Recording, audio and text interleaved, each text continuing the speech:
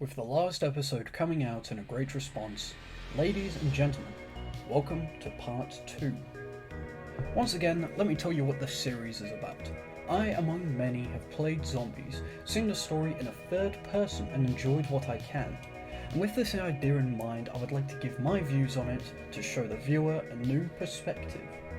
Not only realizing that I've played a small select amount of maps, or enjoyed the entire Easter egg or the entire lore. Today, we will be finishing the World at War maps, being Shinonuma and Wreath. So, we started on a simple map designed only to test the engine, its capabilities and strategy of the players. Then onward to a more difficult setting to match the effect of insanity and integrity, introducing new ideas. Shinonuma is a brilliant map. It's beautiful. The map is literally based in a swamp. What do you mean beautiful? Beauty is like comedy. It's subjective. Where you may see it as a swamp, I see it as art. Its simple layout but complicated structure makes it wonderful to look at. Its map is large, but not to scale of the future. Your spawn is a simple room with a body hanging above you. Everywhere else is dark, gloomy and gritty. It's disgusting. Now, to discuss new additions to this area, unlike Wreath, this map doesn't have a power switch. Instead, you can obtain perks as if power was irrelevant. This also fits in with the other possibilities to this map, such as a zipline to take you from one of the many corners back up to spawn, and the brand new trap. Flogger, yeah, do that. Let's talk about the flogger, yeah. Yes, indeed. The Flogger is a new trap that swings the zombies and sends them flying. With the ray gun, and after waiting for some time, we are introduced with great pleasure to the WaW DG2. What is the Wonder Waffle? The WaW electrocutes the zombies. To debate whether this wonder weapon is better than the ray gun is more down to game style. If you like attacking from long range, then the ray gun suits that choice. But the Wonder Waff from experience deals so much more at close range. Oh yeah, zombie types now exist. Well, I say types of zombies, but these different enemies are dogs, hellhounds. These boys are just wanting to say hello, with their teeth. Oh yeah, they also blow up. However, they come in intervals between rounds, rewarding the player with a max ammo, switching up the gameplay and position. Breathing a fresh amount of air, making the difficulty even more enhanced for the beginning of what is to come on later. To call back to this map, there are many areas to explore in the Swamp of the Dead. From spawn you could go down or right, and from there you have 4 doors.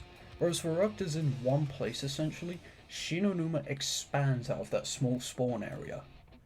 Through these doors or corners, however you see fit, you will enter huts with their own themes, and I feel relate to World at War zombies as of now, and the introduction to the next map. Another wonderful detail to admire is that we now have an array of characters.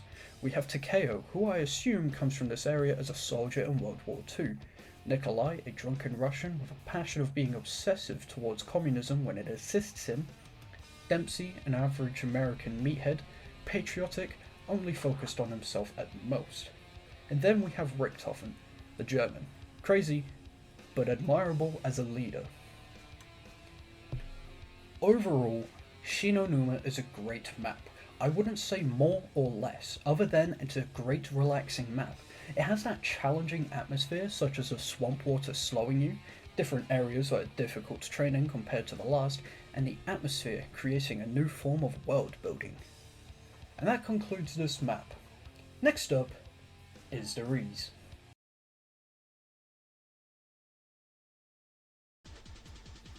Personally, I have a mixed bag of feelings for the Wreath. Not only does it further innovation, but it's at the forefront of iconic maps. It is heavily known for one addition that will always stay, the Pack-a-Punch. What is the Pack-a-Punch? Sounds like my dad's special move. Pack-a-Punch, or PAP, is basically the next step into upgrading your strength. Not only will it increase your ammo reserve, it will also double the damage of your gun. It seems a lot of people like to take damage per round seriously, but all I can tell you is, if you shoot long enough and they drop dead, you'll be fine. Now, Wreath isn't only introducing the Pack-a-Punch, it also has the wondrous teleporting system. It's as simple as it sounds. All you need to do is link them to the mainframe and then you can zoom around the map. For the main event, however, we have a special treatment that many players endure when getting to the high rounds. The catwalk.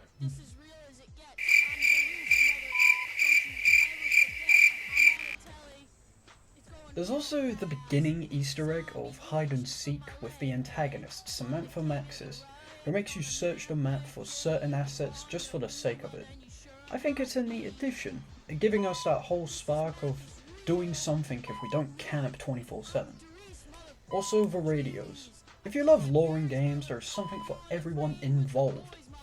I don't really know what else to say. We still have the crew from Shinonuma, and for storyline's sakes, this is apparently where the zombie outbreak began. I don't hate this map, nor do I like it.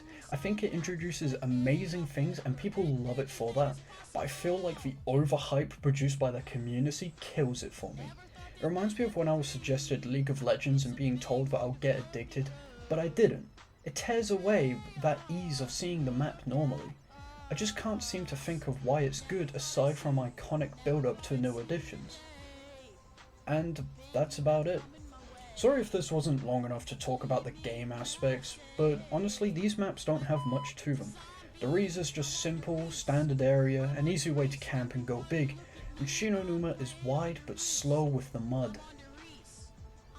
Thank you for watching. Please leave comments on what you thought of this video, and when I get to it, next up will be Black Ops 1.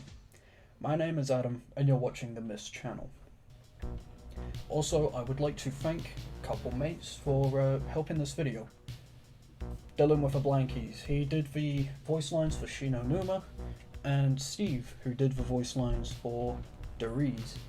And I can't forget Lewis, who's going to be helping me record footage and also reviewing the script, and I think I'm going to get help from him to continuously read further on. I know that this took over a year to make, but so many other things have happened in my life. This was something that just didn't seem to spark in my mind, if that makes sense. But aside from that, it's finally been made. So thank you for being patient. I will see you in the next video, officially.